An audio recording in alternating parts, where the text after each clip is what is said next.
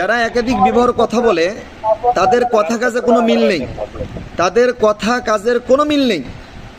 আমি একাধিক বিবাহের পক্ষে, আমি এর বিপক্ষে না। এটা সময় অনুপাতে, এটা প্রয়োজন বুঝে এটা জায়েজ, এটা কোনো সুন্নত ওয়াজিব কোনো কিছু না। কিন্তু কথা হলো এটা প্রয়োজন অনুপাতে জায়েজ, এটা ওয়াজিব ফরজ সুন্নত না। কিন্তু আপনি যে এই যে একাধিক বিবাহ করে 3 মাস 6 মাস রেখে রেখে তালাক দিচ্ছেন, এই মেয়েগুলো যাবে কোথায়? আপনি তো বরং তাদেরকে ধ্বংস করে ফেলতেছেন।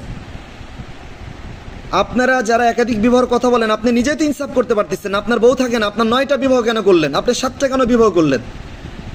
আল্লাহ রসুল সাল্লাম একাধিক বিবাহ করেছেন, এটা তার জন্য খাস ছিল। রসুল সাল্লাম জীবনের প্রথম বিবাহ করেছেন বিধবা নারী, হ্যাঁ। আর আপনি খুঁজতেছেন কুমারী নারী। তো আপনার মধ্যে আর রসুলের মধ্যে তো এটাতে এক নয়। আপনি মানুষকে ওয়াজ করতেছেন ঠিক আছে, কিন্তু আপনি তো কাজে কর্মে কোনো মিল নেই।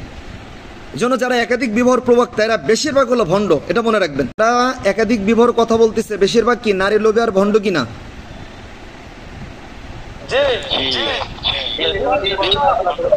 আমরা যারা উলামায়ে কেরাম আছে আমরা সবাই একাধিক বিয়ের পক্ষে, এতে কোনো সমস্যা নেই। কিন্তু কথা হলো সঠিকভাবে আপনাকে চালাইতে হবে, ইনসাফ করতে হবে। ইনসাফ বন্টন আপনি করতে পারেন না, আপনার নিজেরই বউ থাকে না, আপনি না একাধিক বিয়ে নিয়ে পড়ে আছেন, এটা তো ভণ্ডামি পাকা।